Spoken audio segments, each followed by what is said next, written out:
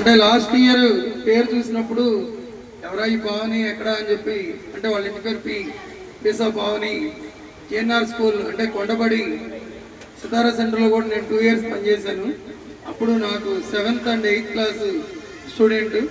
మరి చాలా బాగా కష్టపడి చదువుతుంది. కొండపైన వాళ్ళ ఇంటి పైకి రోజు ఎక్కాలంటే స్కూల్ నుంచి ఒక 250 మెట్లు పైకి ఎక్కాలి. చివరిన చిన్న గుడిసె అనమాట.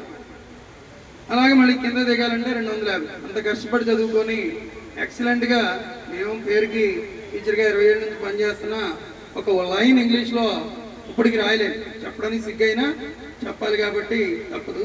కానీ వాళ్ళు 7th క్లాస్లోనే, నేను జాయిన్ అయిన కొత్తలోనే 7th క్లాస్ అమ్మాయి, నేను చెప్పేటటువంటి వాటిలో చిన్న చిన్న తప్పుల్ని సార్ ఇది కరెక్ట్ చేసి చెప్పింది. ఈరోజు మంచి పొజిషన్కి మాత్రం ఖచ్చితంగా మన స్పందన వారి సహకారంతో వెళుతుంది అని గట్టిగా నమ్ముతూ ఈ మాట చెప్పాలనిపించి చెప్తున్నాను. Thank you sir, thank you. మంచి నిజంగా ఇంత సార్ చెప్పారు. నేను ఇదే మాట లాస్ట్ మండే మా క్లాస్లో చెప్పాను. మట్టిలో మాణిక్యాలన్నీ పల్లెటూరులో ఆగిపోవడం వల్ల ఇక్కడ ఉన్న రంగురాళ్ళు, అంటే మా పిల్లలు కానీ మన దగ్గర ఉన్న రంగురాళ్ళు అవి కొద్దిగా షైనింగ్ అయ్యి రంగురాళ్ళని మనం వజ్రాల్లా కొనుక్కున్నాం. పల్లెటూరులో ఉండిపోయినటువంటి నిజమైన వజ్రాలు వాళ్ళు మట్టిలోనే ఉండిపోతున్నారు. చిన్న వయసులో పెళ్లిళ్ళు చేయడం కావచ్చు, రకరకాల కారణాలు.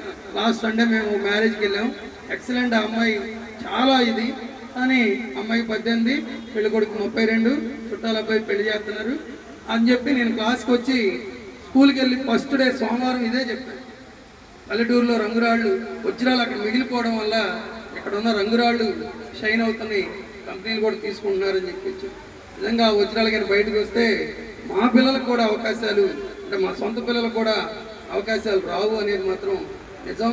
మన పిల్లల కన్నా మేము పాఠాలు చెప్పే పిల్లలు కానీ పల్లెటూరులో ఉన్న పిల్లలు కానీ అద్భుతంగా చదువుతున్నారు. వాళ్ళని ఇలాంటి సంస్థలు ప్రోత్సహించాలని మనస్ఫూర్తిగా ఒక ఉపాధ్యాయుడిగా కోరుకుంటున్నాను. Thank you.